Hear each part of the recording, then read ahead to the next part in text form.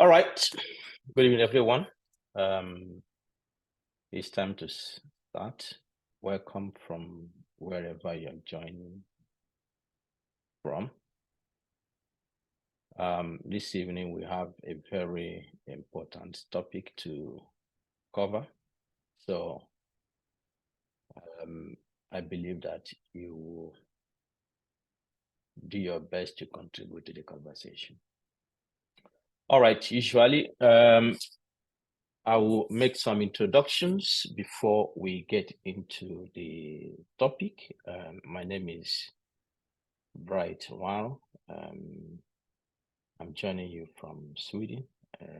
I'm a professor of epidemiology in respiratory diseases and allergology and asthma.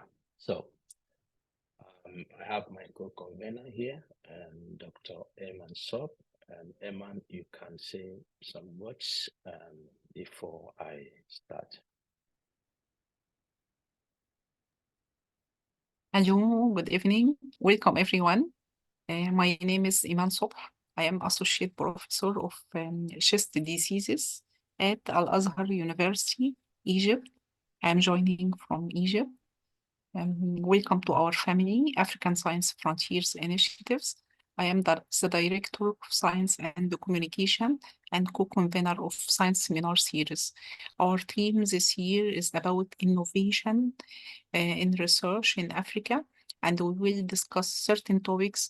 We need your participation, engagement in discussion, and collaboration. So welcome, and please don't forget to be an active participant and put your ideas, questions in chat box. Thanks, everyone. All right.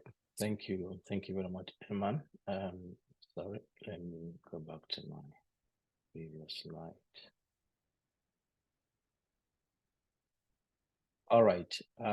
Yeah, so as Emma mentioned, we are looking at the issues of innovation in research in Africa,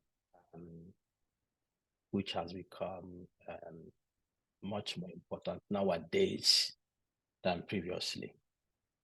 And this evening, we are looking at the urgencies for these issues. And we have our able speaker, whom I will introduce properly once I have gone through the introduction of this evening's seminar series, Dr. Abiodun Menga Elori.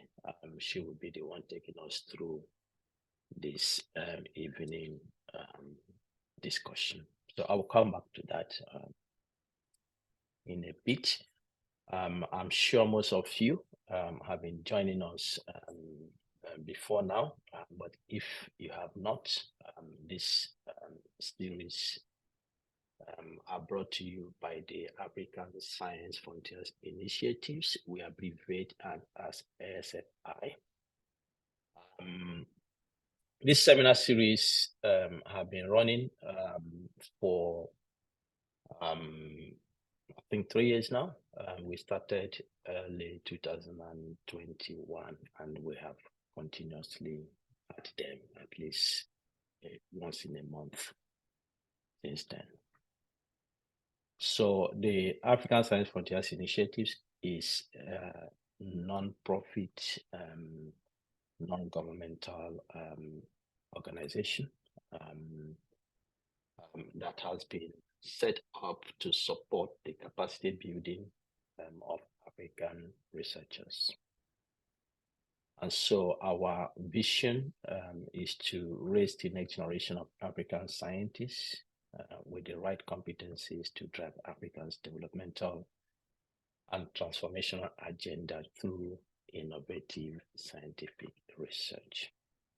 And as I said earlier, the issues of innovation in research has become paramount, particularly when we look at the African context. It is important that we, as a people, innovate to take care of our local situations. In ASFI, we believe that scientists have a very important role to play in nation building, in development, societal development. And that is the way it works in other parts, developed parts of the world. But for too long, African scientists have sat the back seat, and we are so much engrossed in pursuit of our careers, in chasing promotion, in chasing recognition, in chasing better pay, that we have somewhat sidelined research, and particularly innovative research. So we want to, through this platform, reawaken our consciousness, reawaken our interest, particularly the generation that is upcoming, to ensure that we have a clear purpose in doing what we are doing as academics, as researchers, as scientists. So that is the purpose of ASFI, and this is our mission.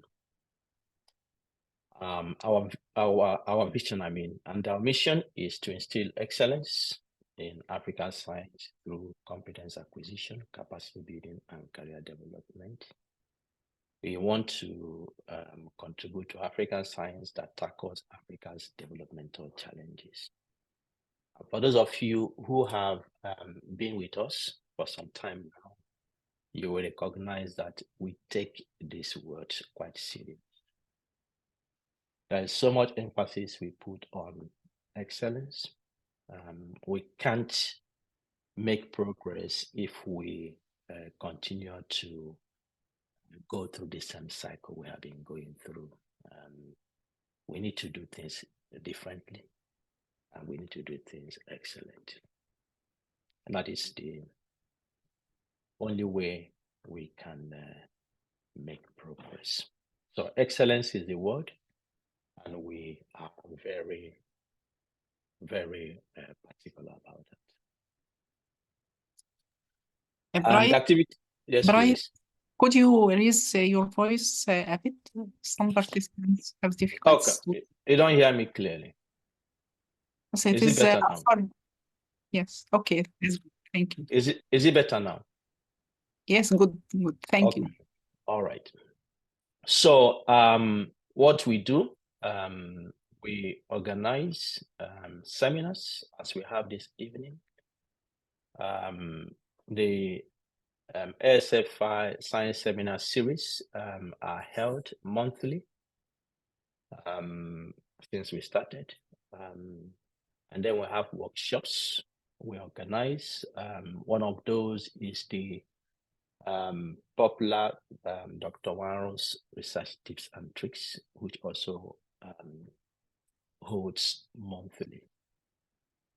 The purpose of these seminars and workshops to raise conversations that affect our careers as scientists, and to support our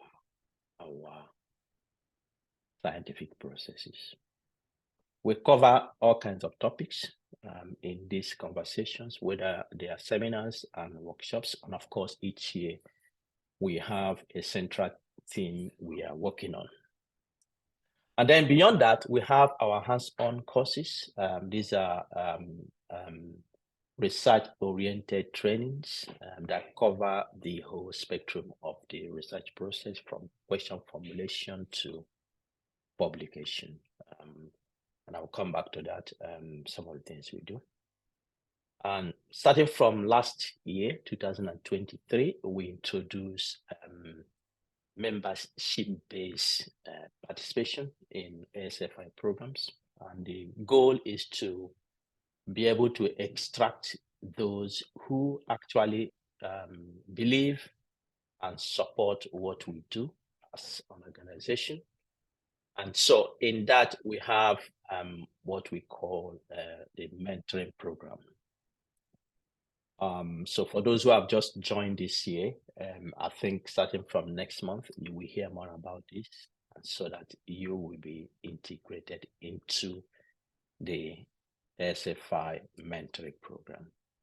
And we are doing it in a way to match younger scientists with older ones so that they can be their mentors, and then younger ones mentees to support their career development. And then we also organize some research activities. Some of these research activities are aimed to find issues the African scientists facing, and to use that to formulate our conversations, to formulate our programs. And one of those I will share with you towards the end of this evening's program. All right, so for this year, we are looking at a number of topics. Between January and June, we'll be looking at some fundamental issues around research innovation and the questions that surround innovative research. So we'll be addressing those. And the format is we'll be having speakers most of the sessions, and some of the sessions, like the session in March, the innovation research pathways, how they work, we'll be having a panel discussion. All right, so it's a mix of panel discussion and speaker-led conversation. And then from July to December, we plan to invite some of the programs or projects we believe have integral innovation in them across Africa, to showcase what people are doing with regards to research innovation. All right, so the Dr. Warren's research tips and tricks this year, our theme is scientists' success virtues. And these are important issues because sometimes you hear scientists, well, I'm giving up, I don't want to continue. People can be discouraged for various reasons. And the scientific journey, it's usually in that way. Some people can be discouraged just because a reviewer provided maybe negative comments to their papers. Some people may be discouraged because their papers have taken time to be published. Some people may be discouraged because of some bureaucracies in their institutions, and so on and so forth. So beyond what you do within the four walls of the university, the average scientist requires certain virtues to fuel their success journey. And this year, we're taking time each month to address each of these virtues, to support that process, so that you can be fully equipped. You can be fully equipped when you are going through your scientific journey. All right, so we're supposed to have one last Friday, 2 days ago, but we have shifted it to next Friday for obvious reasons. So on the 1st of March, we'll be having the February edition. So sorry for that, but I hope that you can join us as we go through what scientists do, a call for special virtues. Join us in all these sessions. All right. I mentioned the courses ASFI runs. At the moment, we have 9 courses in the ASFI course panel package. We just finished the reproducibility in scientific research a few weeks ago, I think. Yeah. And then the next one we'll be having is systematic reviews and meta-analysis, which is one of the signature courses ASFI has. And I encourage everyone to register and be part of this course. You will be transformed after attending this course. And then we'll have the research quality, productivity, and impact also coming later in the year.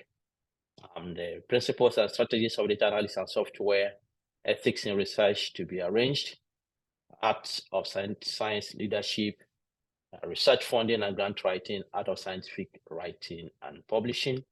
And we got a suggestion. Some of you are interested in the art of academic supervision. And then we are planning that. We'll come up with a date when we can hold that during this year. But that will be an additional course added to this. All right, so the systematic reviews and meta-analysis, if you have not registered, please register. All right, register and join us. Information will be going around, and I hope that you can tap into that. Yep, and then this one as well is also ongoing. Following the very successful virtual conference we had last year, which was really a fantastic event, we were able to organize. So the ASFI second annual conference and boot camp for 2024 will be coming up in November 26 to 28 November. And the theme will be revolutionizing perspectives, unleashing innovation in African research. The plans are still going on, and then will be coming up in due course for information on abstract registration. Speakers will be informing you that in due course. So please mark your calendar. The ASFI Research Journal is rolling out soon. So we want to set the pace for excellent research publishing in Africa. It will be a multidisciplinary, interdisciplinary research journal, which means that anyone from any field can publish here. More information will be coming out as soon as possible. All right, innovation in science, in research, Africa's PANACEA is the team we are running through this year. And as I mentioned, we have organized it in this way. Okay, innovation. Why talk about innovative research in Africa? Why talk about innovative research in Africa? The ultimate goal of scientific research is to support the development of the society. And I've always said it, that science or research provides the glasses the society uses to see. Because we are those who watch over the society. All right? And I like this mantra from UNESCO that says that science or research is the greatest collective endeavor. Through it, we can have longer and healthier life. Science and research provides us medicine to cure our diseases, provides water for our thirst, helps us to grow our foods, provides energy for our consumption, makes life more fun. Science should generate solutions for everyday life. All right? And so it must respond to societal needs and global challenges. And the fact is that as scientists, as researchers, if our research do not come to address any of this, then it means that we are not fulfilling the mandate we have. All right? And for Africa, our problems are innumerable, whether from Index of Human Development, which we lag much more behind than every continent in the world, to life expectancy, to having access to drinking water. And as you can see here, in 1990, Africa was better off than it was in 2015 with regards to access to improved drinking water. So we have more people in 2015 who didn't have clean drinking water compared to what we had in 1990. All right, extreme poverty. By 2030, Africa will be worse off than Africa was in 1990. All right, use of internet. Africa is worse compared to any part of the world. And we know that this is a necessity. This is not a luxury, it's a necessity. You know, we have integrated them into our education system, our banking system, the most vital part of our lives, and are connected to the internet. And if we do not have access to it, then it's a problem. All right.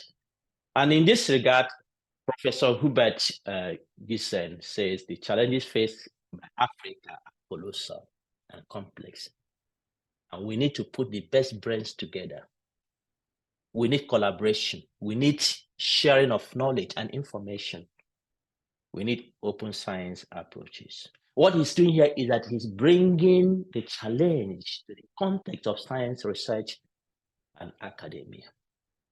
To benefit from the wealth of resources the continent has, and to address the challenges, the continent needs a bold strategy, and science, technology, and innovation needs to be at the core of the strategy.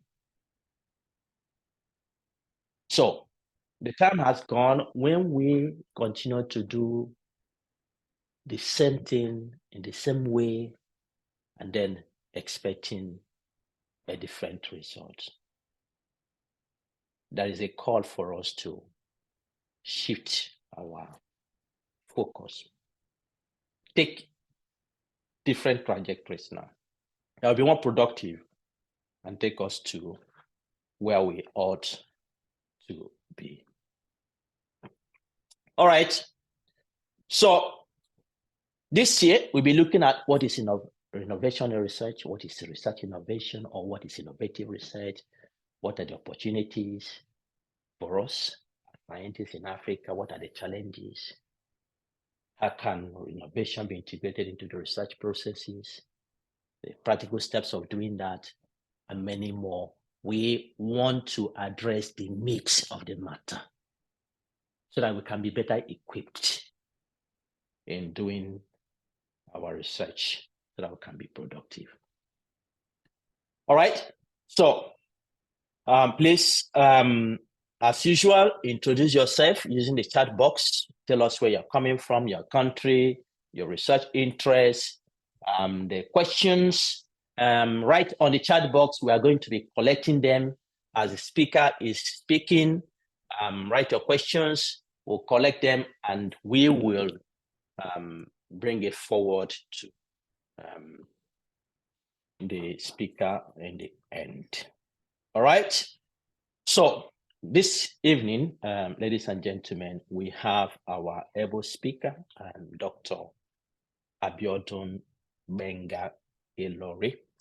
She is an associate professor at the Department of Electrical and Electronics Engineering, University of Lagos, Nigeria. She is the acting director of the Innovation and Technology Management Office of the same university, and she's a fellow of the Alexander von Humboldt Foundation. She is also the project director of Project Innovation to Market, I2M as it's abbreviated, which is a pioneering initiative funded by the UK government aimed at empowering innovators and researchers in Nigeria to take their products to the market. Dr. Benga Ilori received her BSc degree from the University of Ibadan in Nigeria in 1996, and then received her master's in engineering and PhD in engineering in electrical electronics engineering. All right. He was a recipient of the African German Network of Excellence in Science grant in 2012. She had her postdoctoral research attachment at the Ruhr University Bochum in Germany in 2014. And she is currently a fellow of Alexander von Humboldt Foundation, as I mentioned earlier. He was the principal investigator on the 2018 Nigerian Communications Commission research grant for the development of a smart repeater cell for rural broadband penetration. He's a registered member of the Council for the Regulation of Engineering in Nigeria.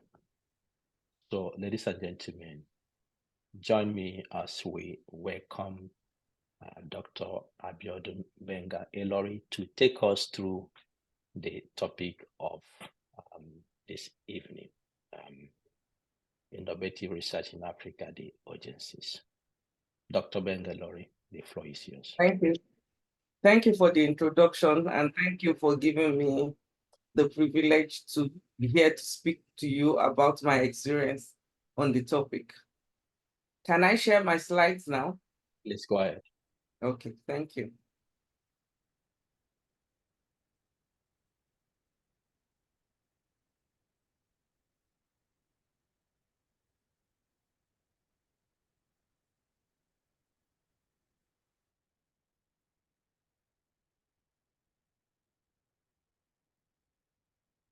Okay, thank you, Paul. I feel honored to be here to speak to you about my experience on the topic Innovative Research in Africa, the Urgencies. Before I start, I'll just like to give you an insight into my university, the University of Lagos. The University of Lagos is a public research university located in Lagos. Lagos used to be the capital of Nigeria, but it's now Abuja. And the university was founded in 1962 with 12 faculties. Well, not then, but now we have 12 faculties, including medicine, science, engineering, and others. And we have a university staff strength of over 3,000 with just 813 academic staff. And we have seen tremendous progress in the enrollment from the 131 that the university started with in 1962 to over 40,000 now. We call ourselves the University of First Choice and Nation's Pride. I know some Nigerians, we say we have their opinion, but it doesn't really matter. I have the floor. So the university, it's the only university you can get to by air, by sea, and by road. You can see the aerial view of the university and also a beautiful sight of the lagoon front. And the tall building in front of the lagoon front is the clinic building where the university management work from. So, and also I would say something about the Information and Technology Management Office, which is where I work as the acting director. The ITMO is the face of the university because in essence, we interface with the industry. So we put innovative research out there for the society to see impact. So we support, coordinate inventive translational work of the university community, whether it is from traditional research activities or from non-procedural activities like students competition, hackathons, and all of that. So whatever means that we have these inventions, we support them, and we collaborate with several hubs that we have on campus to be able to achieve our goal and create a vibrant ecosystem, innovation ecosystem. So here we have photos of some of our hubs and activities. We have several of them on campus. So I go straight into the lecture of today, and I will be speaking on these topics. We'll be looking at the African continent as a whole, and then we'll look at some performance indications and see where we are. And then we talk about why we need to urgently do something concerning the innovation space in Africa, and what we can do as universities, what we can do as researchers, and what the government can do to be able to improve the ecosystem. So without wasting more time, let's look at the African continent and see some things about about Africa. This is, I'm sure, a known fact to many of us. We are the second largest continent, and we occupy 20% of the Earth's surface. Population, as you can see from this, most of this I got online. We can see that we have the second largest population, following Asia, over 1.4 billion in 2022, and it has been projected by 2050 we would be reaching about 2.5 billion. And we can see, let's look at the GDP, world economy. As of 2019, you can see where we are. We have the big shots, US and China taking the lead. And then here we have just 3 African countries, Nigeria, South Africa, Egypt, out of all the African countries. And even the 3 African countries not really doing so well. So we see that we are not doing very well in terms of GDP. And when we look at the 12 best largest economies of the world, you can see that US, China consistently have been the first and the second, even though it has been forecasted that by 2032, tables for US and China will likely be first and US second. So before we look at Africa, I want us to take a look at these 2 biggest economies and see what it is that they are doing, and that maybe we can learn from what they are doing. So if you look at this chart, you'll see China and US spending on R&D. I want to assume, while I was preparing, I assumed that many of us will be researchers, and so I'll talk in that regard. We can see that China and US spending a lot on R&D. So US is spending a total of 3.5% of their GDP on research and development, and China 2.4%. And as you will later see from one of my slides, you will see that no African country is spending up to 1% of our relatively small GDP on R&D.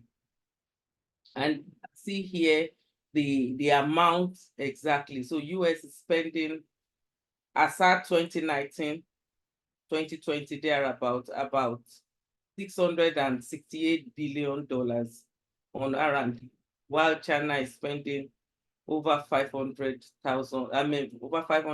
million on.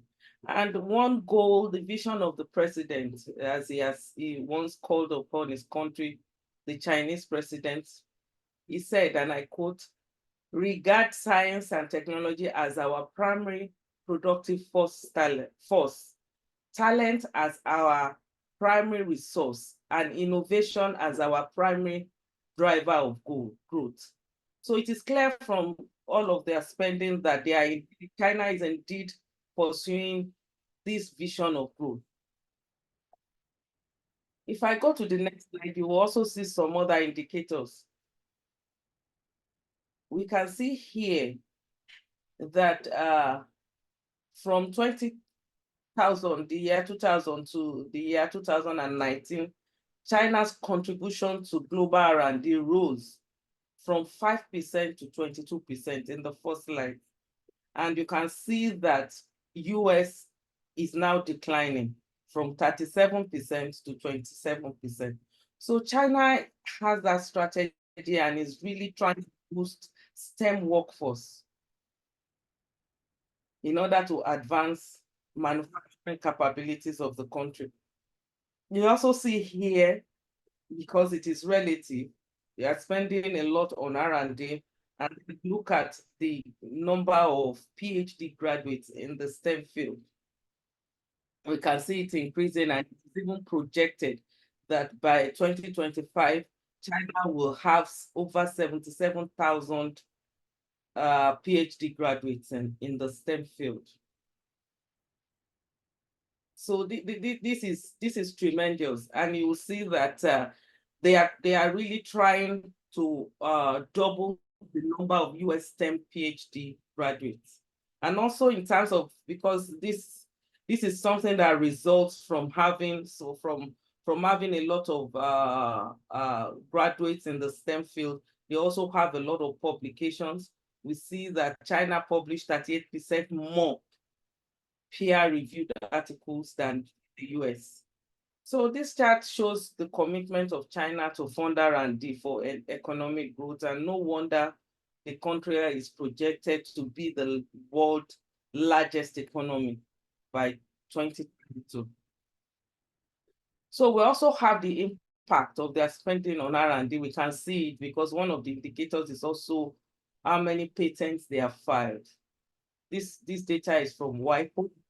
You can see China in red. You can see almost in all fields, in all sectors, you have China doing so brilliantly.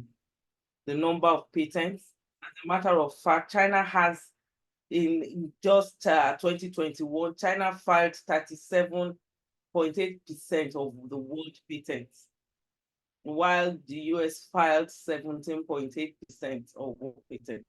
And you can see that we are not even listed in, there's African countries listed in this list. We are probably grouped among the other countries, which is 11.6%. So we see that, and like I said, this data is from just WIPO. I know that many, because of the cost of filing with WIPO, many African countries, we talk about that later, cannot afford to spend over $3,000 to file patents with WIPO. So most of us file with their local patent registries. So again, we see, this is just to reiterate the share of global patents again here. So as at, we see China in blue, the US in orange, and the other countries. We see that they are still leading in all of this, even up till now. China has accounted for almost half of the patents as at 2021. Another important factor for development is venture capitalists, because it is not only enough to spend on R&D, to have innovative products that you are protected, but what happens to this innovative product? I'll talk about the innovation ecosystem so you get a clear view of how it works. But they are also strategically investing in this product. So you have venture capitalists, the funds that they are putting over 250 billion that China has spent in 2020, with US spending about 328 billion.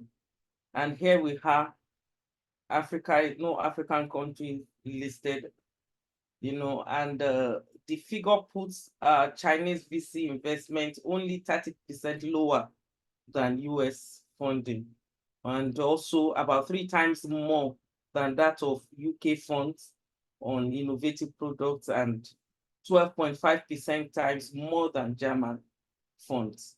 So that is very, very interesting to see. And so the conclusion from US China, because we just want to learn a few things from them. They are not the focal point today. So we can conclude that their goal is to support translative research, not just basic research. I'll talk about what it means to have a translative research, which is really innovative research. So they promote inventions that come out of it. They support innovators to have IP rights on their products. And they also support transition, that is the scaling of this product to market, the commercialization of these inventions. So research is first. Translative research that can create invention is key, because we cannot neglect basic research, but much more than that, we need to start thinking of translative research that actually translates to solving societal problems. And then we talk about rights over such inventions, and then access to fund, because without the access to fund, this product cannot get to the society. So let's look at our performance in Africa, innovative research in Africa performance indications. We see the per capita GDP, and we can see the first 15 African countries, the largest economies as at 2023. I've put all of the sources of this data under the figures. So you can see that none of the countries are really doing very well. Nigeria leading, and it's not really a great lead. We can see from even this GDP, what is the proportion that is being spent on R&D. Like I said earlier, there's none of the countries spending up to 1% of their GDP on R&D.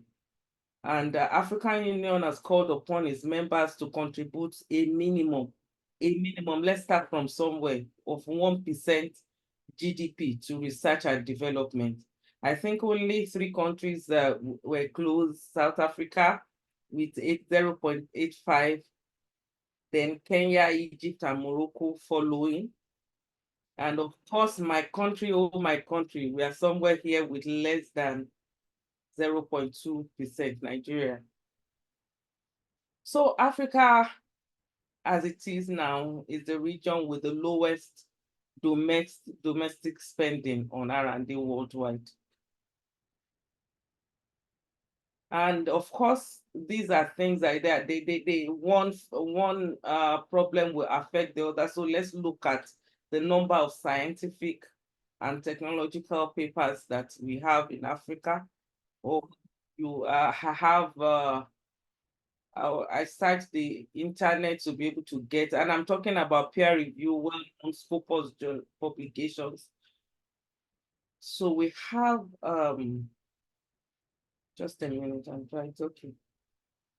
So we have, as at 2016, less than 3.5% of the world population.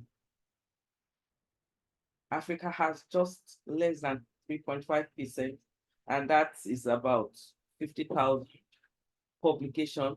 And I'm talking of the whole of Africa. And when you look at publications on COVID, as I say, as important as the topic was, you can see that we did not really even make so much impact in that space, because if we do not have, if we have poor funding on R&D, it is going to affect all of this other things. So poor funding can affect research infrastructure. the general state of laboratories is nothing to write home about in Africa, at least for most African countries. Quality of library resources, quality of research management, the support that researchers need to have translative research is not there. And also that automatically affects research outputs.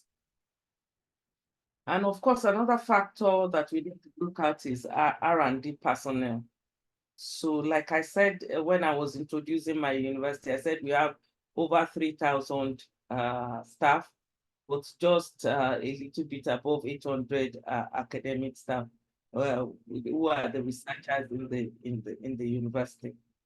So you have here researchers per million inhabitants, and you can see that sub-Saharan Africa has just 97.9 researchers per million inhabitants, while Northern Africa did better with 771.1 researchers per million.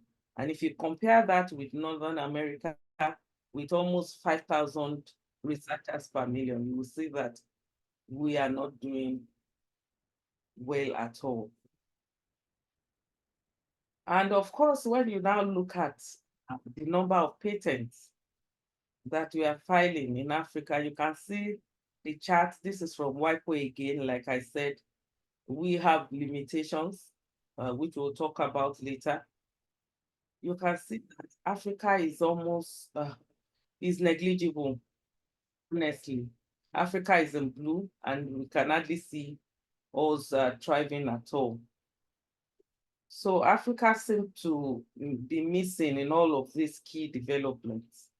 And definitely when it comes to technologies and how we are finding, of course, you can see that we are not making any impact. We are lagging behind the world in all of these technologies, whether it is communication, energy, computer technology, and that. So another important thing, like we have said before, is the funds for uptake. Because whether we have the few innovations that are even available, do they have funds for uptake? You can see that currently Nigeria and Kenya are the hotspots for VC investments in Africa.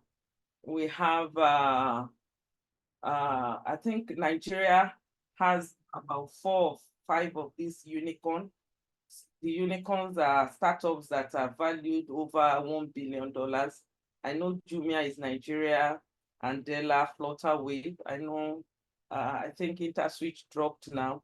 So we are not doing good at all. I mean, compared with North America, with over 500 unicorns, you see that we are not doing good at all. Here again are some VC deals that we got, with West Africa doing 33% of the deals that came to Africa. And we have some part of the country, I mean, continent doing well. And here are some amounts that we got from that startups were able to receive from VCs in Africa, while other continents are talking about billions of dollars. So innovative research, the urgencies. Currently, there are not enough resources available for innovation in Africa.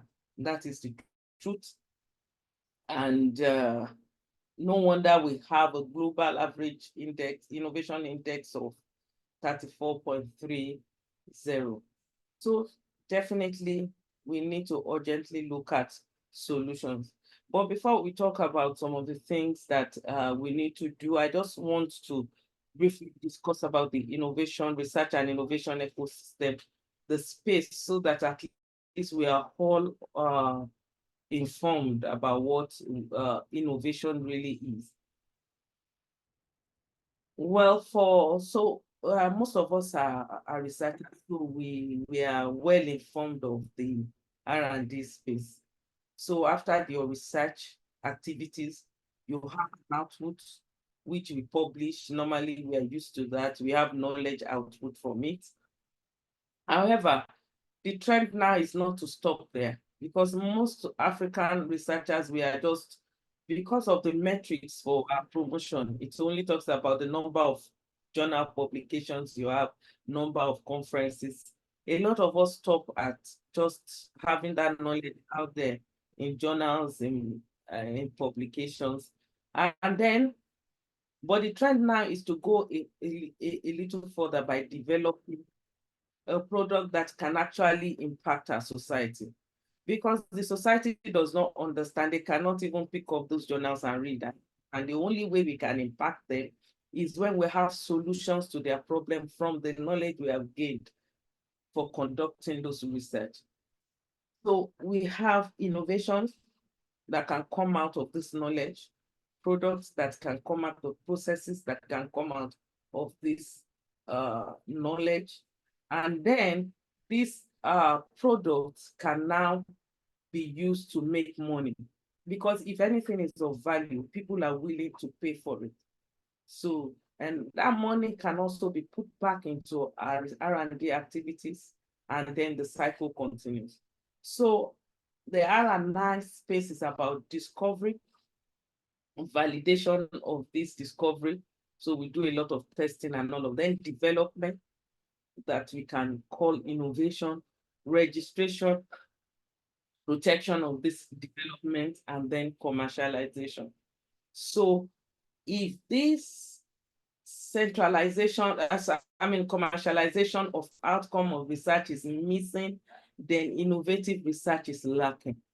So commercialization of outcome of research is central to innovative research.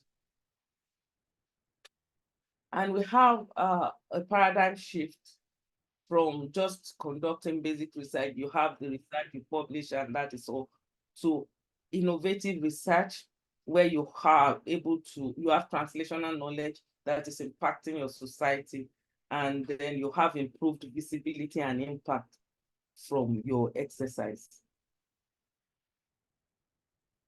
So, and in order to do this, there are many things that research institutions need to support their researchers with, which I will talk later about our experience in the University of Lagos, like managing and coordinating patents flow in the institution, capacity, building capacity in the innovation space, like training for their staff, empowering them in that space, facilitating development of this innovation, supporting them with labs and equipment to do that, and linking the R&D efforts of researchers to entrepreneurship and commercialization. But we'll talk more about that later.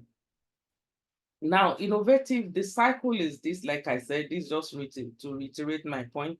You have R&D activities, which later you have developments from them. And so these developments, you have file patents to protect them so that you have monopoly over them, and then you go ahead to commercialize. And then from that commercialization, hopefully you have resources, funds coming in that you can put back into R&D. And this fund is also helping to improve the national GDP. So commercialization is a very central thing, and if it is lacking, innovative research is lacking. So in essence, we have a paradigm shift from traditional publish or perish in academia to having translational research that can impact society. So before now, it used to be publish or perish.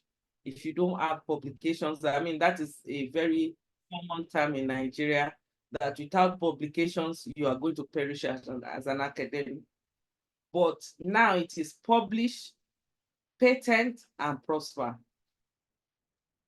So because if you look at it, there was a time that we had an assessment of how much you can actually make as an academic from patents. So the did that statistics from your salary. It's possible if you are just conducting research and development that you're able to make times 3.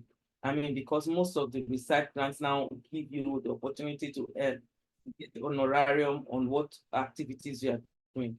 So, but much more than that, if you have patents, it's possible to get about 9 times your salaries, your income. So that is why we say publish patents and prosper. We have some researchers that are collecting millions from royalties from their IP that is being licensed to other studios. No prosperity from patenting unless there's a transactional relationship. So one way you can get that prosperity is when you have an uptake of the invention for utility. That is when it starts generating wealth.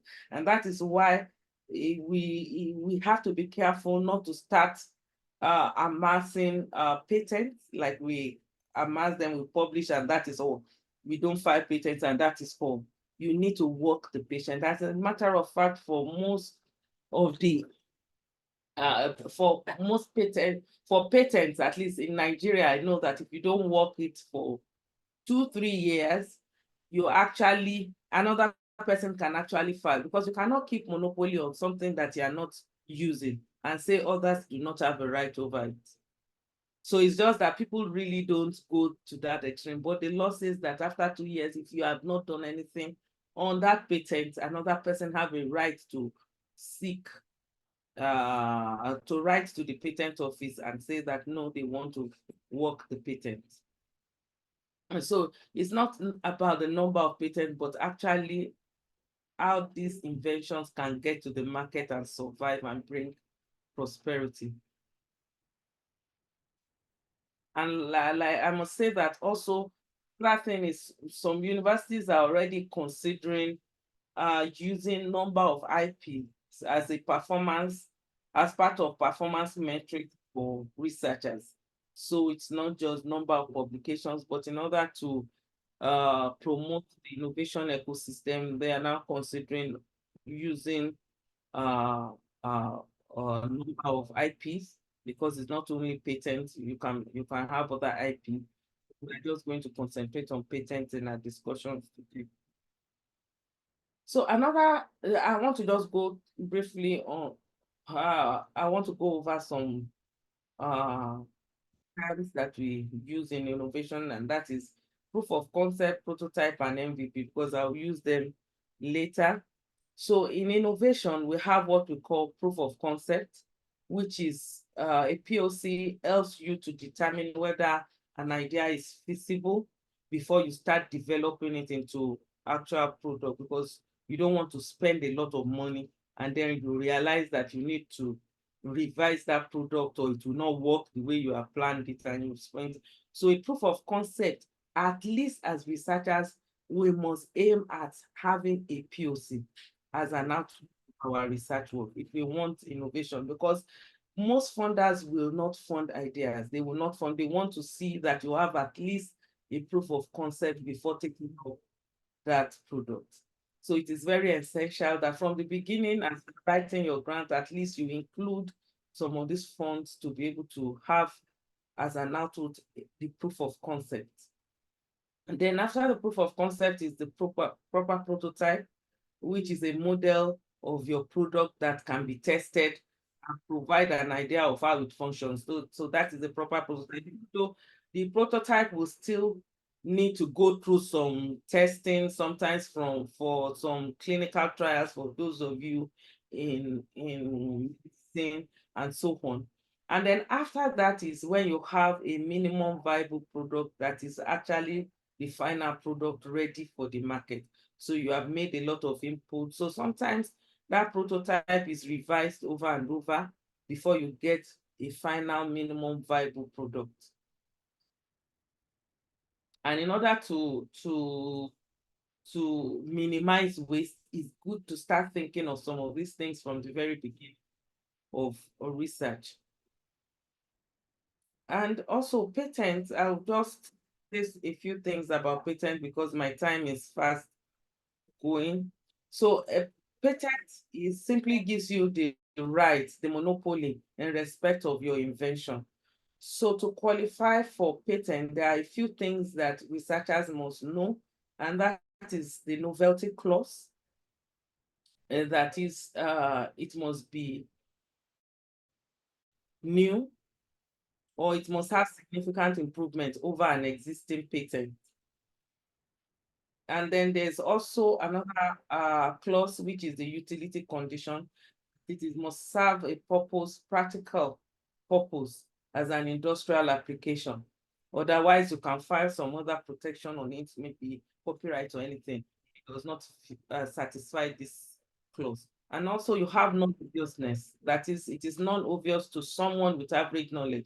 So because if someone with average knowledge can actually produce it, why do you want to have monopoly over it? It is unfair on the others.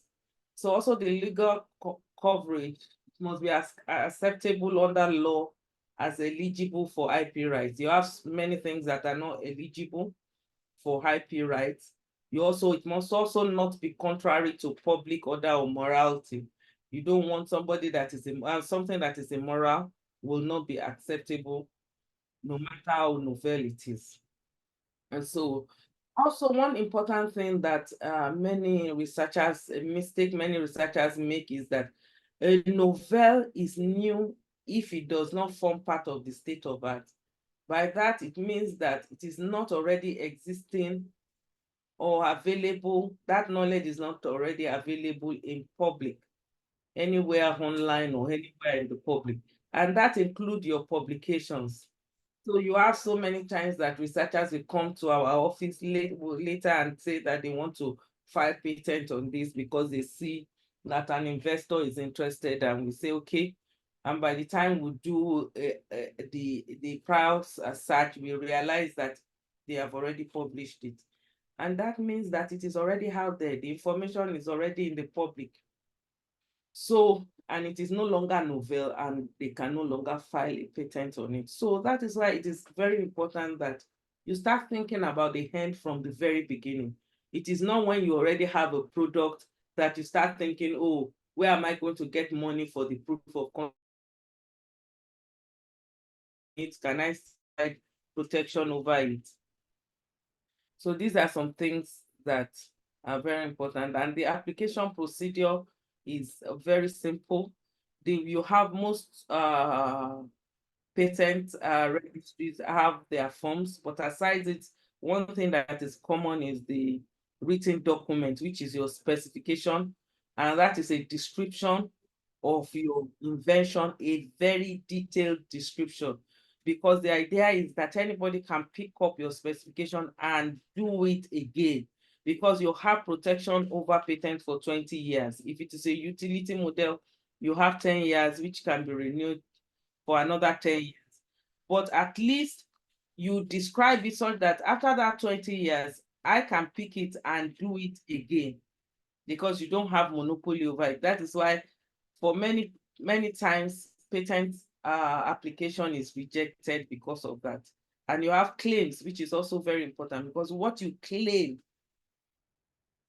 to have done is what is protected. Anything outside that claim is not protected. So you don't say this mobile phone can do A, B, and C, and assume that, of course, if it can do A, everybody should know that it can do B. If it is not stated, it is not protected. So that is why the most important thing is to be able to write your specification properly. You have drawings of the technology. You have a declaration that what you have said is true. And then the filing, search, and examination fee. Like I said, WIPO is between $3,000 and $4,500, but we have a local patent registry that can file local patents that can be protected in your country for way more cheaper. And honestly, I think that as researchers, we can start with that, because we just saw the population of Africa, we just saw the population of a country like Nigeria. And later I'm going to talk about collaboration within Africa. Because if you are only selling and making money in Africa, it's something. It's something, even if you cannot afford patent fee for WIPO. Now, I'm just going to leave this so that I don't waste time. Like I said, for local patent office, I don't know for most countries, but in Nigeria, for instance, patent filing is between 3 months and 1 year. Less than a year, you can get your invention protected. But with WIPO, you need 18 to 6 months. So these are some of the processes it goes through. So the last thing to talk about when we talk about the ecosystem is the commercialization models. So once you have filed a protection, you have done it, you have a product from your research work, you have filed protection on it, so you know you have monopoly, then you can start looking at many models, and you have funding to be able to develop it, a proper prototype, MVP. Then you can start looking at commercialization models to be able to take it to the public and start making money off it.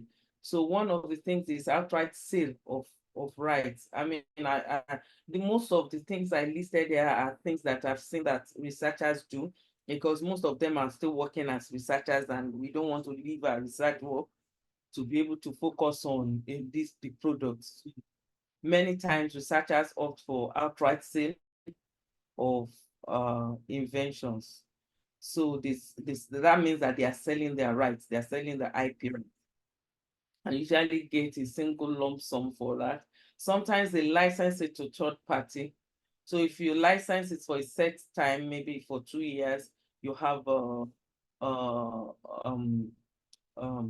contract binding for 2 years. And then the researcher is paid royalties for the period. And after the period, the contract can be revised. And then you may choose to still license it to the third party or change the licensee. So hence, into equity, sometimes the researcher wants to still be involved, especially when the researcher has the intent of maybe improving on the product and wants to be actively involved in the marketing. So can enter into an equity participation where it will be a joint venture, even though this can be very demanding, especially for researchers, and it can impact their work as researchers, but that's still an option. And another one is to set up a special purpose vehicle by the university. We have a product now that we are looking at this means to be able to market it, because it's an educational product. And we feel that the university will be able to do better than having a private organization do that for us. So sometimes the product and commercialization can be done by the university. And sometimes we also have startups and spin-off. So startup is when it is just maybe a youth you have developed as a youth and you are starting up a business. But spin-off means it's spinning off from the university. Before I go on, I think I must say that in Nigeria, I don't know of other African countries, but I know that in Nigeria, patents belong to your employer. So if you are a researcher, the patent actually belongs, the IP rights belong to the university. So that is why if we say that we are going to start a business from such product, it's a spin-off from your organization, from the university. So we have, of course, there are a lot of IP policies. Many institutions have their IP policy on how the researcher can benefit from, can make money from it. So, I mean, we are still at that initial stage. So it's still very flexible, because the goal now is to encourage many more to come in, not to discourage people. So you have different IP policies by different universities. In University of Lagos, we have how much is going to the innovator, to the faculty, to the department, and to the Central Research Committee, depending on if sometimes these researchers did it all while on sabbatical. So for that, he owns 100% right on the product. So we have a detailed IP policy for that. And so for this startup and spin-off, they can get different funding from pre-seed. Pre-seed sometimes can come from institutions, from self, from family and friends, because it's just for that initial stage. And it can also come from your research grants. So, and then you can progress as you improve on the product up to the stage of exiting where you are self-sufficient. So we have a lot of things here that can be like a life cycle, from innovation identification, analysis of it, how to raise money, IP, growing the business, and all of that. So in essence, as a summary, the innovation ecosystem is made up of the university, where researchers are conducting these R&D activities and having development processes, products that are translating, that can change the environment. You have government, corporate, you have the entrepreneurs, especially the youths that are innovating, and also the capital, the funding that is needed to be able to commercialize. And of course, this is just what I've said now. So I'm going to skip it so that we do not. So what is lacking in Nigeria, and what can universities do? First, I would say that Africa lack expertise and resources needed for commercialization. So university needs to play a very important role. They must have leadership structure that promotes the innovation ecosystem. Don't forget that most of researchers, before now, we are used to just conducting research, and that is all. Nothing, we are not thinking of making money or anything from this research work. So we must have the leadership that is interested in promoting that space, because it needs money, it needs some structure. So to promote this innovation, there must be university industry collaboration in R&D. The university must be interested in bringing the industry close to be able to see what are the capabilities of these researchers, what are they doing. Having breakfast meeting with the industry, having several meetings with us just to put out their researchers. And we also have capacity development for innovation. For instance, availability of scientists, quality of the research that they are doing. I know the government also has a place in that, and also training. For instance, in the University of Lagos, we have several training, because it's a new space and we are trying to key into things. We need to train researchers to be empowered to know what they can do, because knowledge is wealth. Company spending on R&D too must be intentional. Then to improve number of patents. For instance, the university may decide to take up maybe filing patents free for their staff, especially local patents. At least that is what we do in the University of Lagos in order to improve that ecosystem. Then the universities must have policies and strategies to promote innovation. Like I said, even though the National Act says that the employer owns it, but the university is aware that we are still at that initial stage. We need to encourage researchers and not discourage them.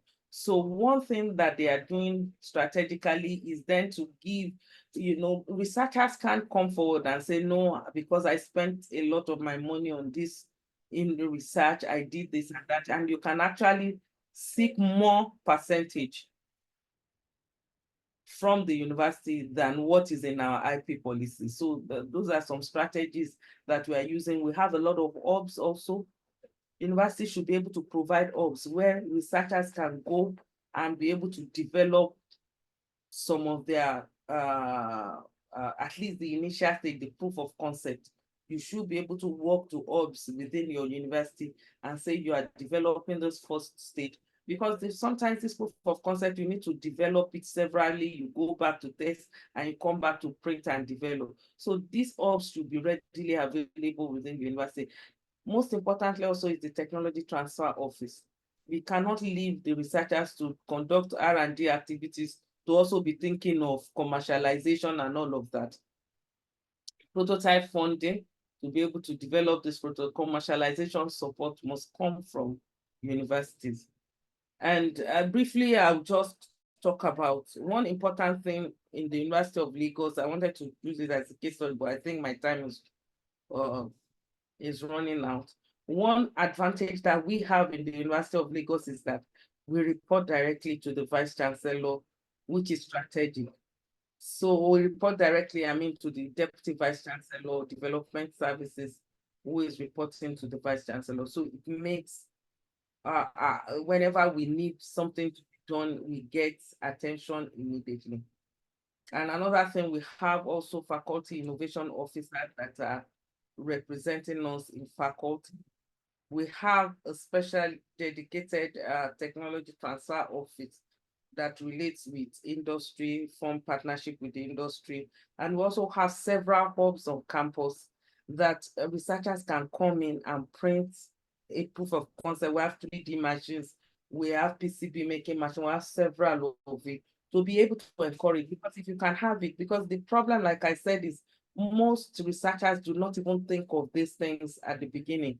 So they do not even have funding to be able to provide. And without that first proof of concept, no investor is going to look at you, no matter how beautiful the idea is, and listen to you. I want to put money on ideas. They want to see, okay, have you even tested? Is it going to work as you have said? So those are some things. I'm sorry for the noise. I have construction going in the next house. I'm so sorry for that. So we have some offices in the university that also support. So from the research unit, you have an inflow of research into the innovation unit, and then we have a commercialization stage being managed by the Entrepreneurship and Skill Development Center. And I'm going to just, what are we lacking in Africa? What can researchers do? So to have translative research, we need to set priorities from the very beginning as researchers. You do not want to start thinking of innovation at the middle or at the end. As researchers, we need basic research, but we need to move a step to impact our society. For instance, you should start thinking of the innovations that may come out of it, the products that may come out of it from the grant writing stage. So in UNILAG, the ITMO sometimes join that grant writing stage to be able to create awareness specifically on that.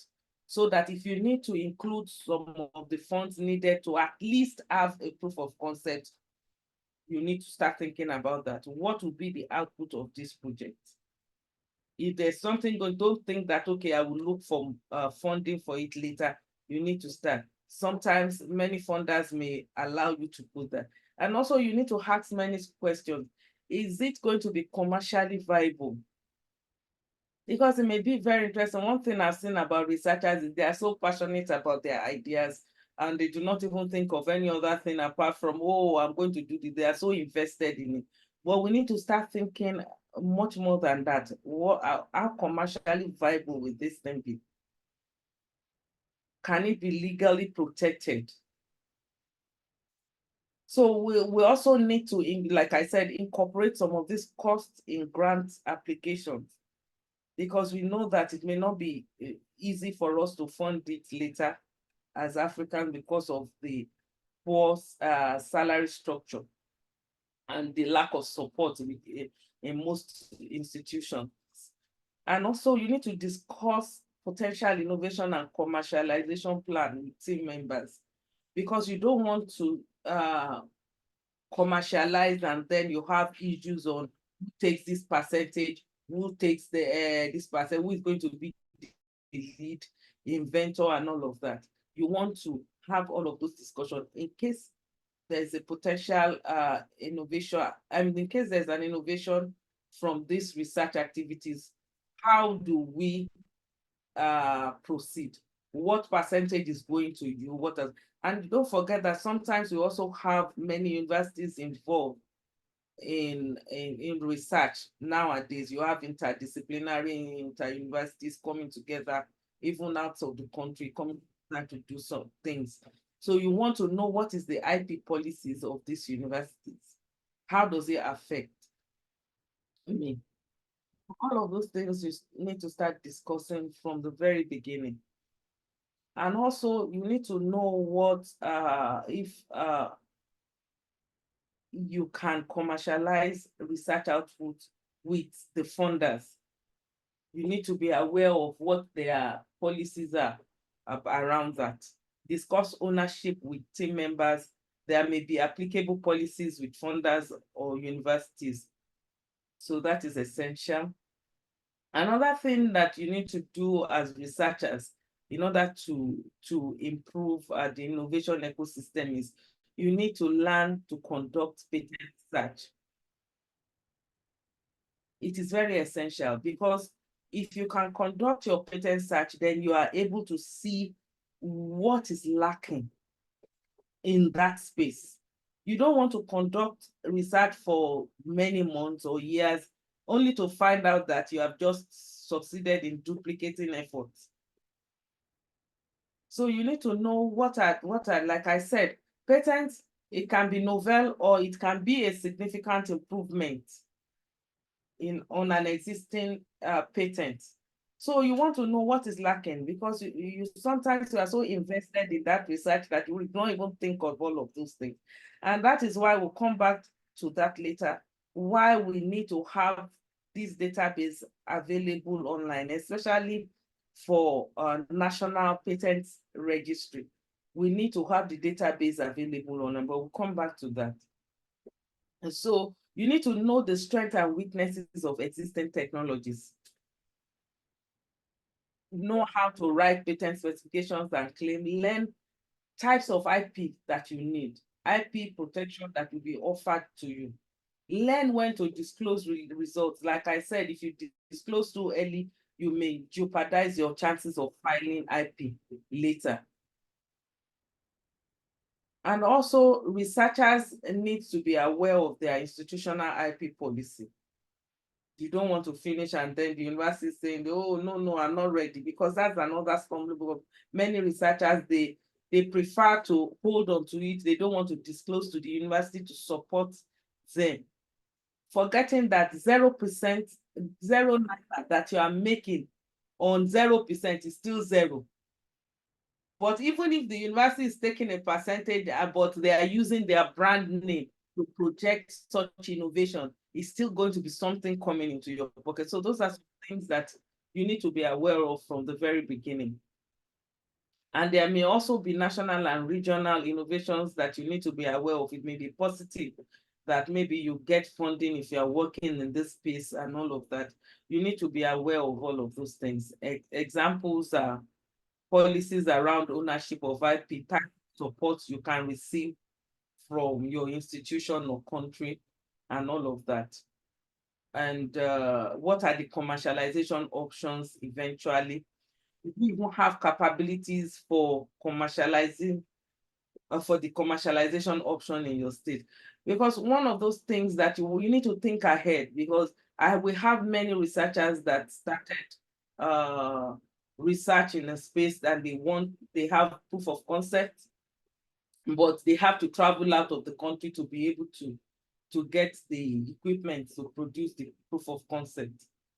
You see that is not feasible. So you need every time, because this thing will have to be subjected to tests and changes may still be made. So every time you need changes made, you need to travel. All of those things are uncalled for. But if you have thought of it from the very beginning, you may consider the option of maybe including one of their researchers in that institution as a co-inventor, so it reduces costs. So those are some advantages of thinking ahead. So what type of funding is needed for the proof of concept? Is this something that you can afford?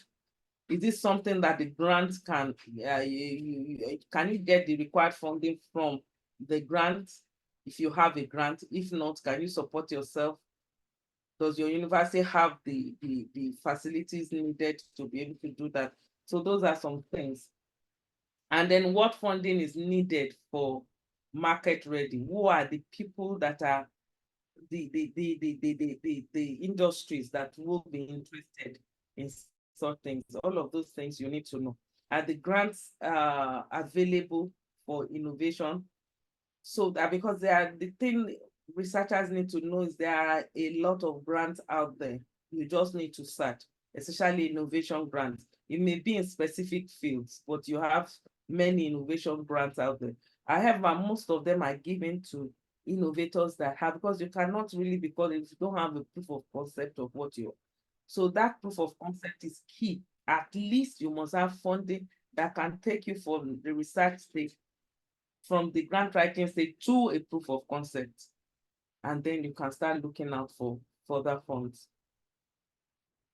So researchers must also develop entrepreneurial mindset. One of our experience from Project I2M, Project I2M, by the way, is to support Nigerian innovators from taking their products from research stage to market. And we've been able, last year we onboarded over 800 innovators and from all over the country. It's not just limited. We are just managing the funds in the University of Lagos, but we onboarded innovators from all over the country, 800.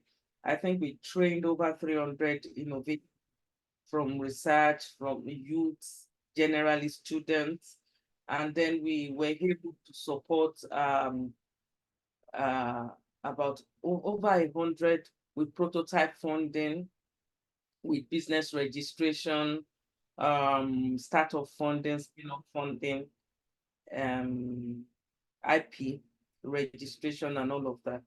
And from our experience, we realized that many of the researchers are not skilled at all in terms of entrepreneurship. So when it comes to their research, when they have to even pitch their product to investors, you see them just talking about the lab, what they are doing, all those big biological terms and all of that, and the investors are lost. Then they are asking, so what exactly is this thing doing? Because I'm just here to give money. I don't know what you're talking about.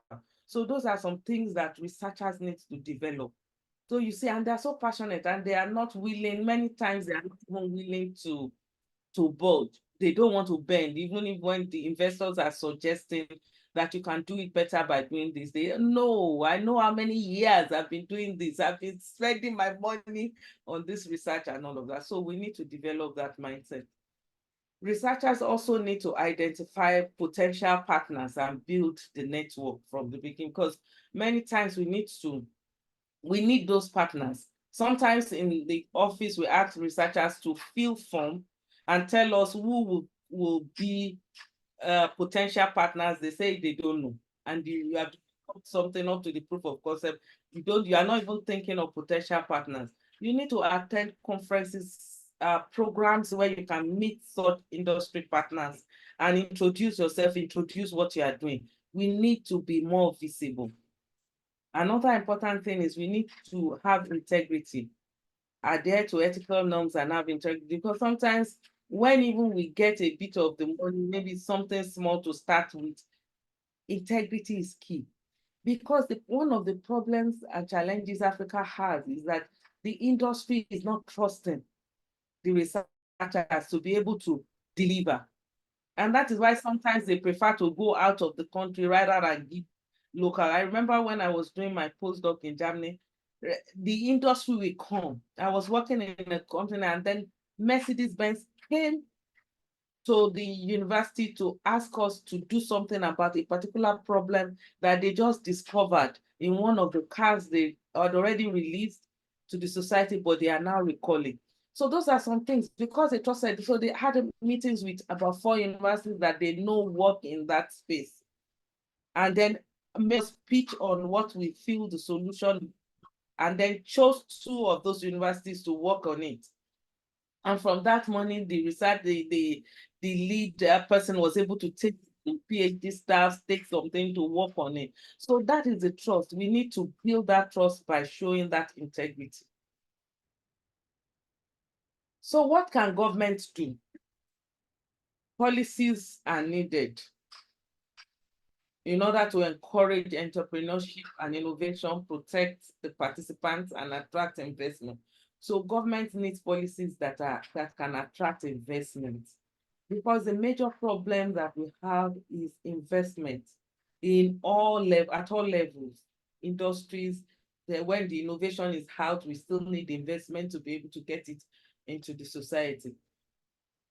Then it could be we need to participate more and encourage the private sector, because if not, we can't do it alone. It's something that the industry, the academia, and government collaborate to be able to improve the ecosystem. Lack of connectivity. Right now, we have access to internet is still fairly low in most countries in the continent. I remember being impressed when I went to Kenya recently with the M-Pesa. I was able to do everything from the airport. I got the M-Pesa, and I was able to pay. Even the local people in the market had internet that could pay. I was able to pay the driver and all. So life was very easy. Such innovation, there are some other places in Africa that even if you think about making it, internet is not going to make it successful, because the people that we need it do not even have connection. So those are some things. Greater connectivity coupled with an increased awareness of the digital space is needed urgently in Africa. Lack of access to finance. You can see how much these other countries are spending on investing in this innovation, and how much is Africa. Most of the money you saw that I displayed the other times are even still from outside Africa.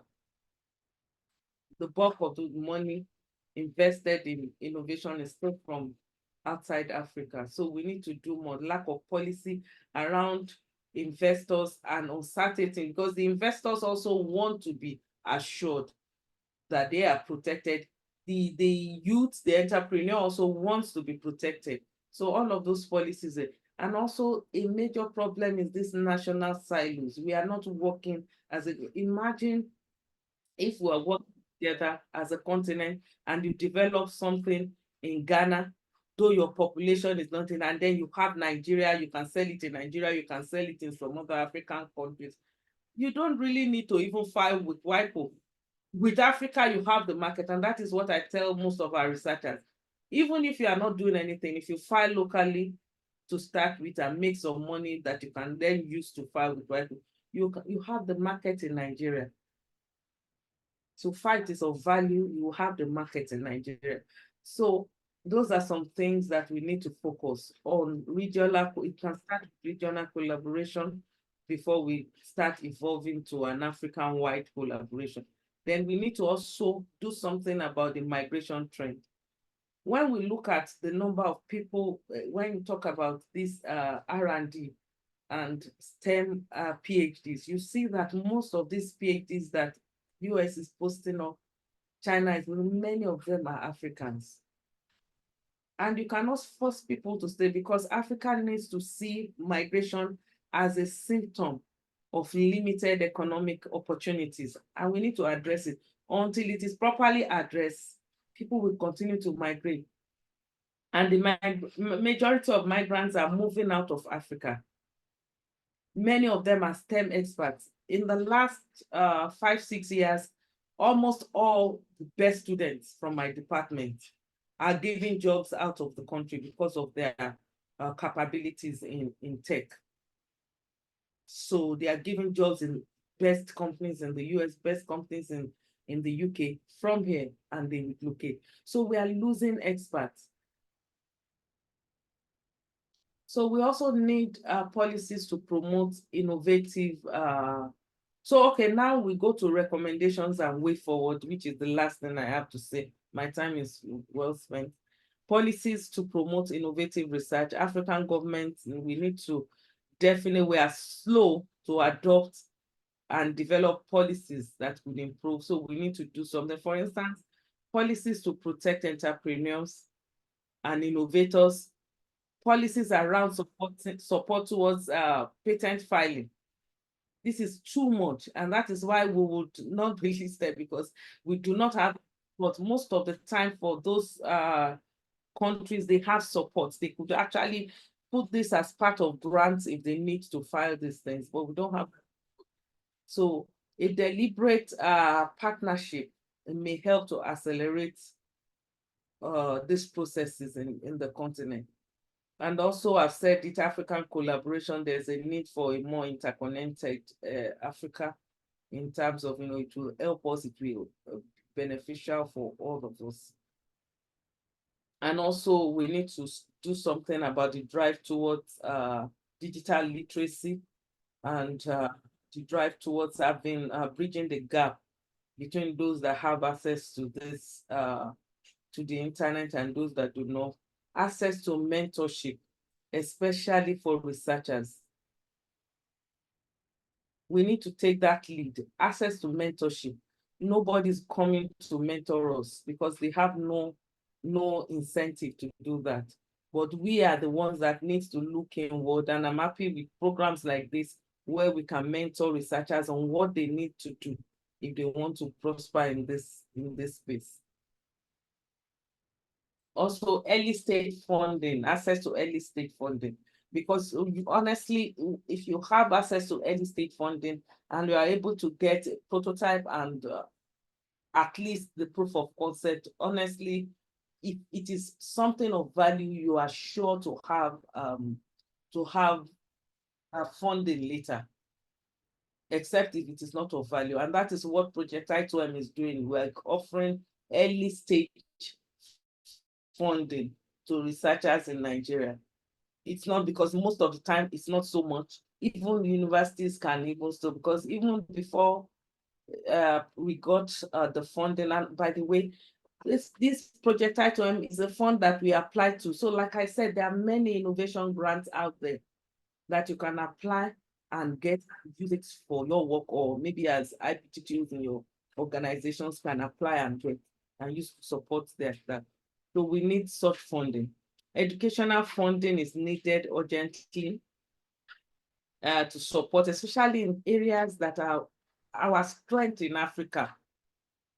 Nobody's coming to Africa to solve our problems. We just have to solve it by ourselves. We can't be competing with all of these developed countries with some things, but there are some things, especially agriculture, health, and so many other things, energy, that we need to solve in our continent.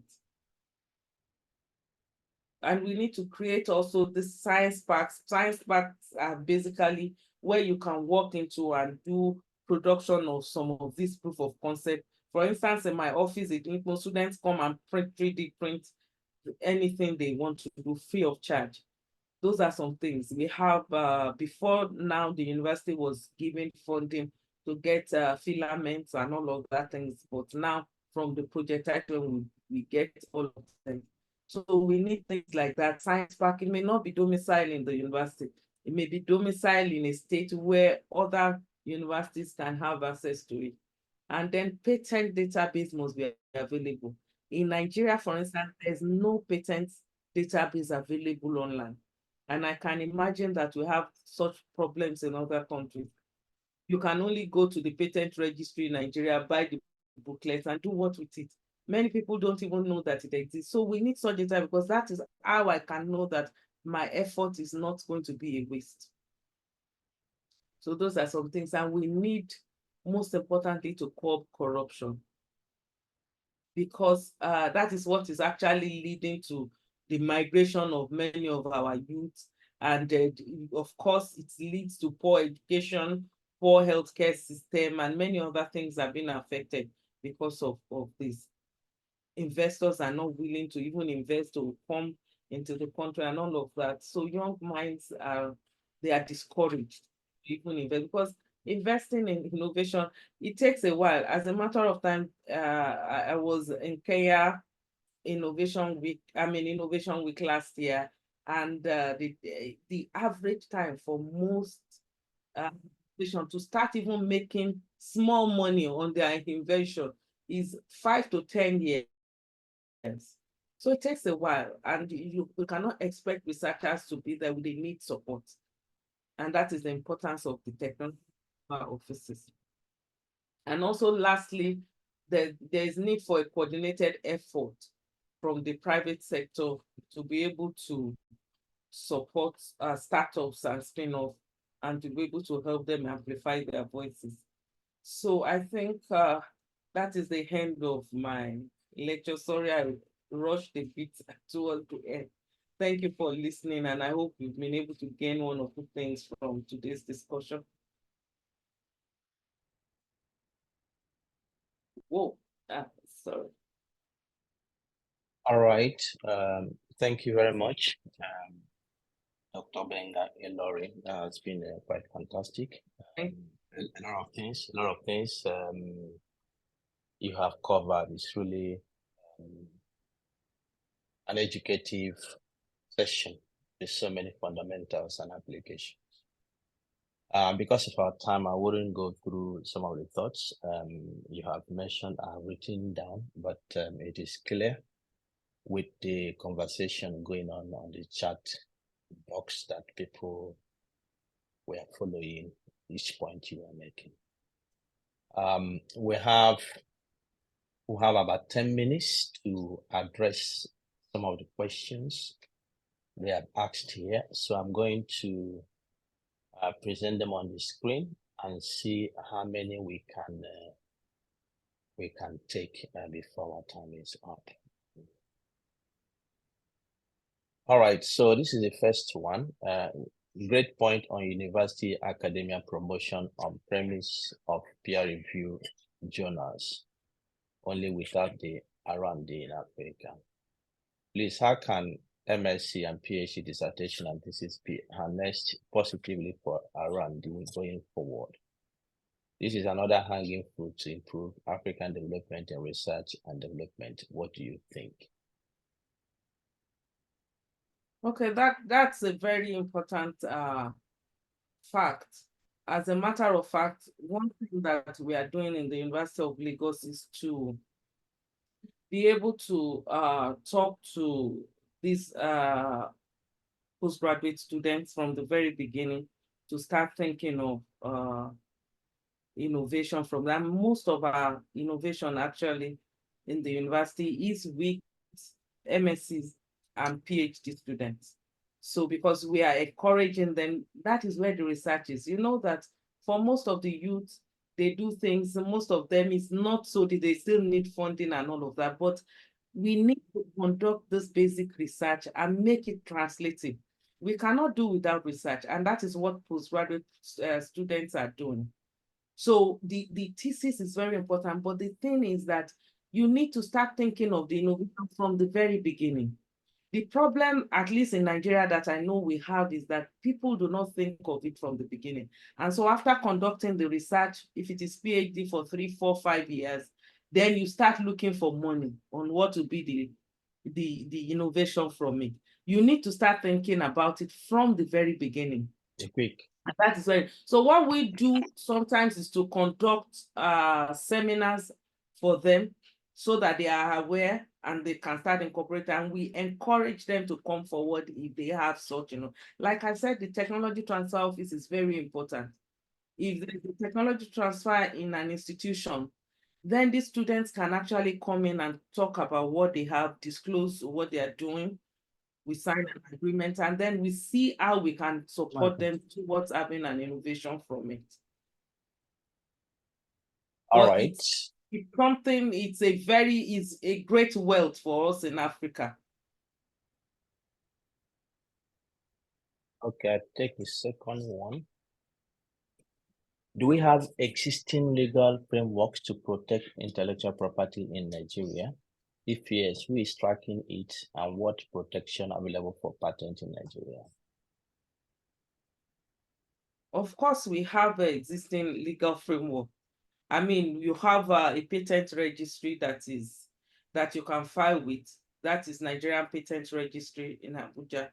You can file your IP there. You can file it directly. You don't even need an agent. I think less than 30,000 naira, about 30,000 naira if you want to file directly.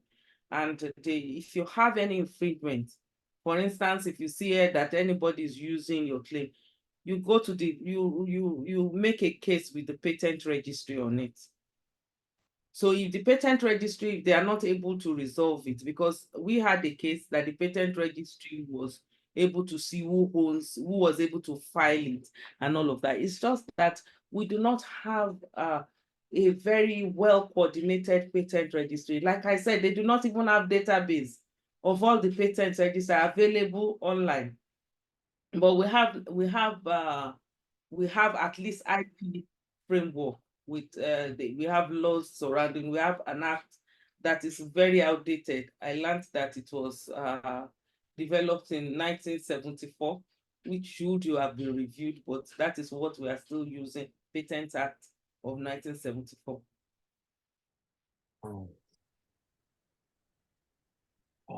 Right.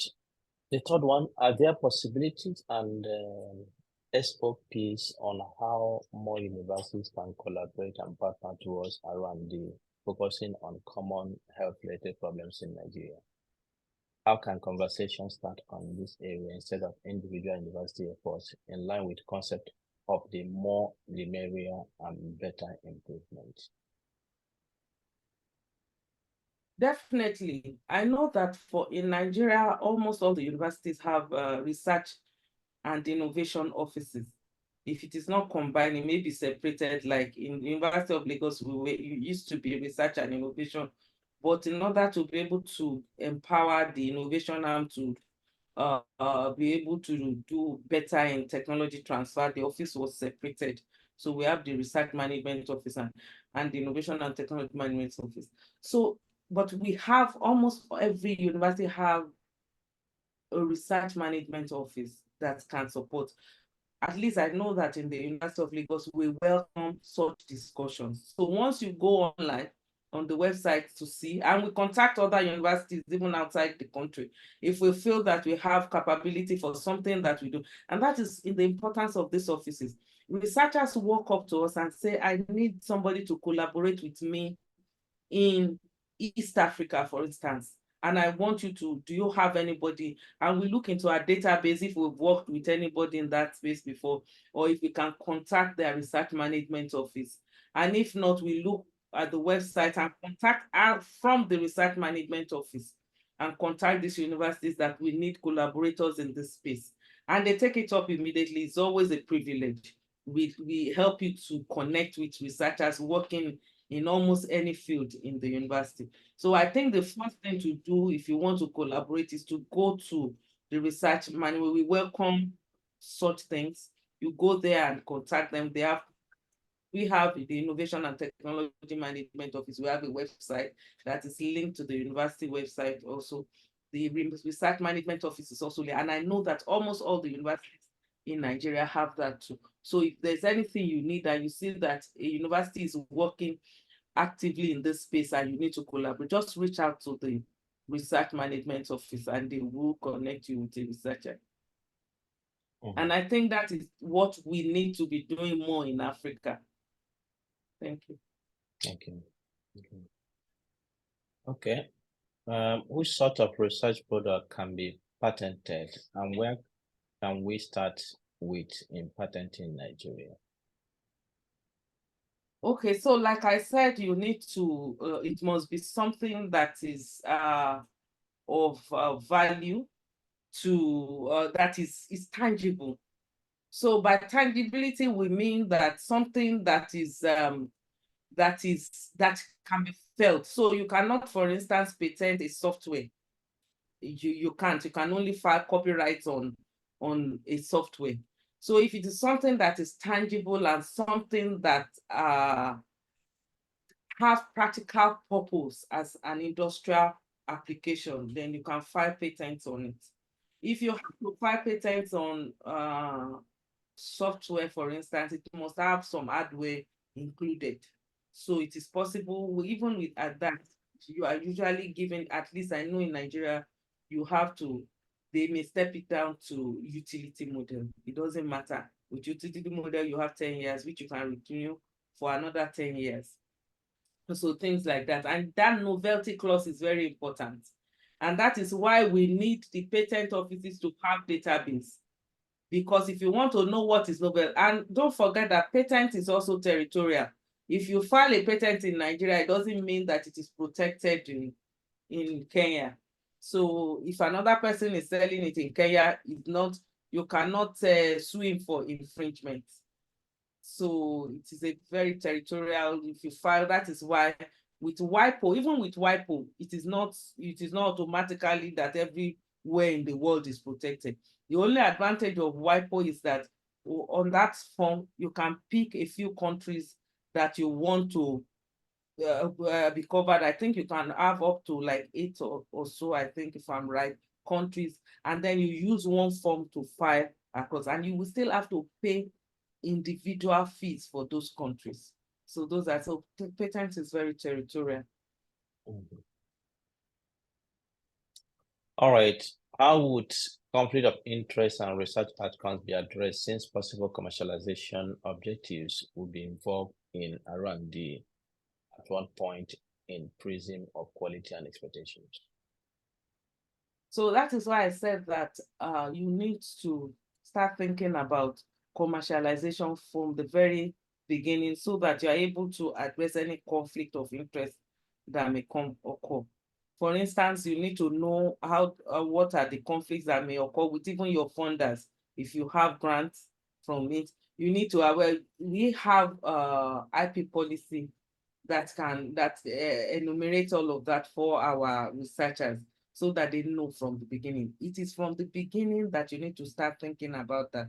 You cannot start thinking about that towards the end, or maybe when you're already trying to commercialize and there's already money in front, then you start thinking of conflict of interest. So you need to start thinking about it from the beginning. And there are support from your research management office if your institution is developed to that extent. That is why we all need to advocate for a proper research management office, because without that, they are the ones that can actually support you in such regard. You cannot do many things on your own, but we all need to advocate for a very vibrant research management office and innovation management office. For instance, there was a time that one of our patents, the owner came to our office and said that she thinks that somebody is infringing on the patent because that the person is making money and all of that. And that was all. And we took it up. We contacted the patent registry. We did all of it from our hand to be able to get insight. And like I said, the problem came from the way the claims were written, because the claims were totally different. So if you assume that you have covered this particular aspect of my product is protected, but you have not clearly stated it in your claim, then you cannot claim that somebody has infringed on it. So those are some things. So I think the support of the research management office, we have ethics unit in the research management office, we have conflict, we have so many arms of the office that support researchers in all of those things. And that is why, like I said also in my presentation, it's good to know the institutional policies from the very beginning. For instance, if I'm collaborating with somebody from Germany, what happens? For instance, there was a researcher that collaborated with somebody in Germany, but the policy of the institution is that anything that comes out will be patented in their own country too. But she felt that she was the lead, but because she did not get all of the details from the very beginning, we had to look at how best we can resolve it. Because to her, she felt she lost a lot, because patenting in Germany and for them to be working that patent was more beneficial. Don't forget that they have more money to support research activities there. So the thing took off immediately, and she patented in Nigeria, which is still struggling to get it into the market. So those are some things that you need to clearly define and know the institutional policy regarding those things, so that you don't have conflicts later. All right. If the funder asks you to indicate innovation in your research focus, is that enough to conclude that they can fund your proof of concept? The grant is a planning and development grant, but it's not really clear that they fund a proof of concept. Okay, the fact that they ask you to identify the proof of, I mean, if there would be something innovative from it, does not mean that they are funding it. It's just that the trend now is that they do not want you to do a research that you don't clearly define.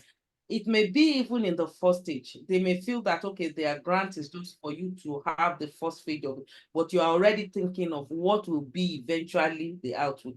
So the fact that they have stated it, that you should take it, does not mean, but there's no harm in putting the amounts needed in it. Like I said, the least you should do from research grants is to at least have a proof of concept. The proof of concept may not be something already well done that even is ready to be presented to investors, but at least you must have a proof of concept. For us in the innovation and technology, we don't attend to anyone that does not have a proof of concept, unfortunately. So that is why we sensitize them from the very beginning, so that they won't have to be using their money. For most of it, you have a proof of concept, then you come to us, then we look for how to get prototype funding to support you, so that we have something that is ready for exhibitions. We take them to exhibitions, we present them to investors and all of that. But the list is, we want to be sure that it's just going to be at ideation level. It's something that can actually work the way you have said it will work. Thank you. Okay, this one is quite interesting one. Is innovation and novelty possible in example religious studies, or are they only possible in science and technology? Well, innovation, religious studies is general, but innovation and technology, innovation is possible in almost all fields. And that is even what we tell people in the University of Lagos, because it seems as if when we have programs, we only see scientists, we only see the engineers, the doctors, and all of that. It can happen in almost all fields. We have a hub on campus dedicated to arts. So it can happen even though religious studies is belief. Of course, you cannot say innovation is something new, novel. So that is why it seems as if in some field, because the field is emerging, you see it very vibrant. You see innovation very vibrant in some space than the other. But then it doesn't mean that you can't have some new things coming up in other fields, in the arts, in social sciences and all. And it can also be processes in which things is done. Innovation does not have to be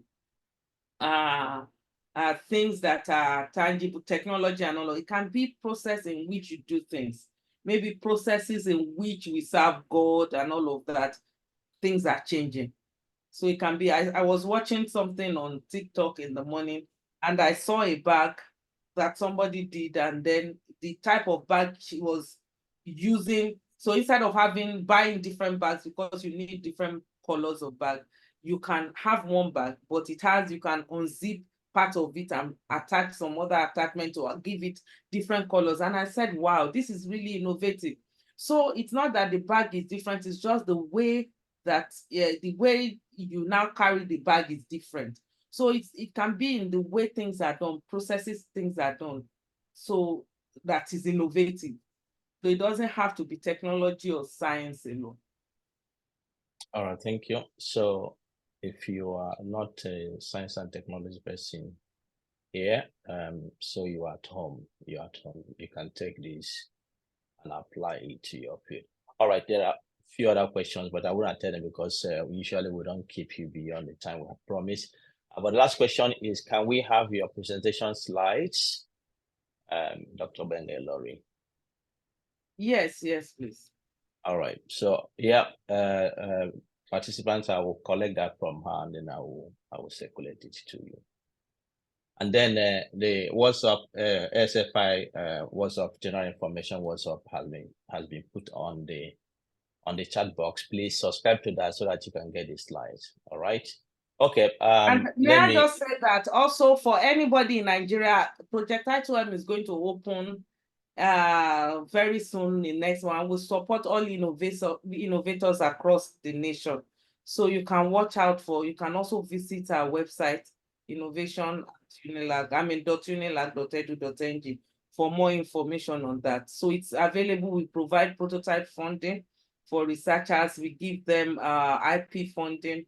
We support them with business registration, with different type of support, many things, training and all of that. All right. Dr. Ben-Elori, I think this has been a fantastic 2 hours. We appreciate this time you have given us. This is the first time we are having you on our platform, but we hope that when next we call on you, you will oblige us.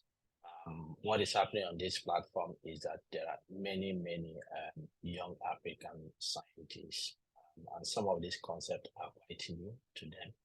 So one of the things you mentioned is capacity, knowledge, increasing their skills.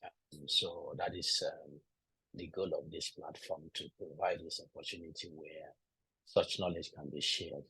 So we appreciate your coming. And participants, I think you will join me to give some signs on the chat box to show that you appreciate the time Dr. Ben-Elori has spent. Sundays are not the best times for this kind of program, or she sacrificed to be here. So we are really happy. Thank you very much.